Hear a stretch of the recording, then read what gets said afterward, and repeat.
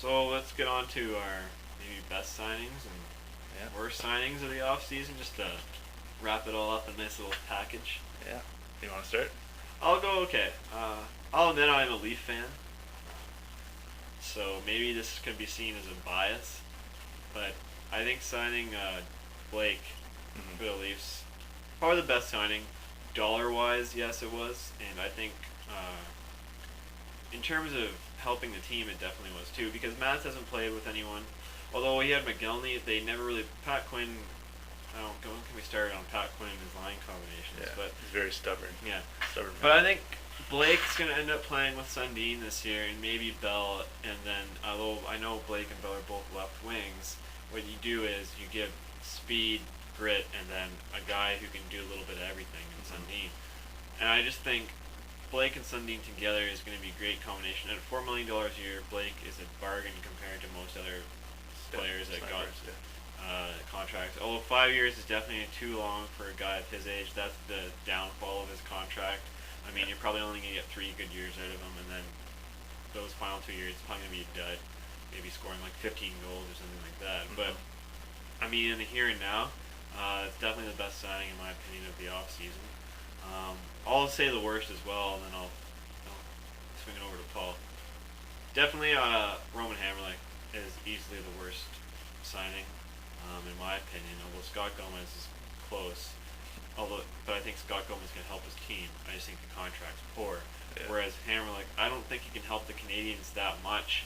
I mean, he's supposed to replace Surrey. Sure, he's better defensively, but he's nowhere near as good offensively anymore. I mean, Hamrlik used to be a great offensive defenseman, but he's not there anymore. First overall pick. Yeah, exactly. And I just, at $5.5 million a year, I don't think he's near worth it. Yeah, definitely.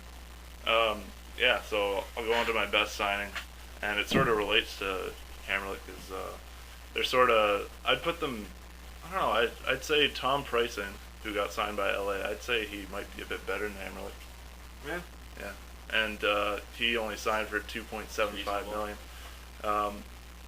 He was, at times of the season, he was tops in plus minus. I think he got beat out by Nicholas Lidstrom, so I mean, it's not really much to say there. I think he was top 3 in plus minus on the year. He's a great puck moving defenseman, and he's like a little extra added punch on the power play. He's not like a dominant power play player presence, but he's a good quarterback. Sneaky. Yeah, and he's good. I describe Pricing as sneaky.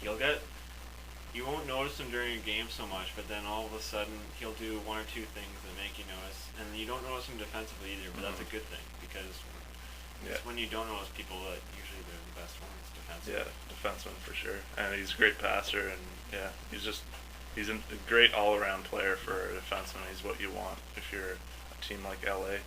And then the worst signing, Brad sort of mentioned it, Scotty Gomez. He's a good player, and he's great in the playoffs. He elevates his game, but $7.5 million for a 60-point scorer, I think is ludicrous. And I think it's way too much for a guy of his ability. That being said, he probably will have a good season this year because of the guys that he's playing with. What are you laughing at? Just like a two-base. Yeah, he's a good player, but it's completely unrelated. No, that's fine. But he's just not worth $7.5 million. That's it. Anyways, we like to think we know stuff, but in reality, I know we don't. That's the phone. It's a professional program we're running here. So that's it for us. Thanks for watching.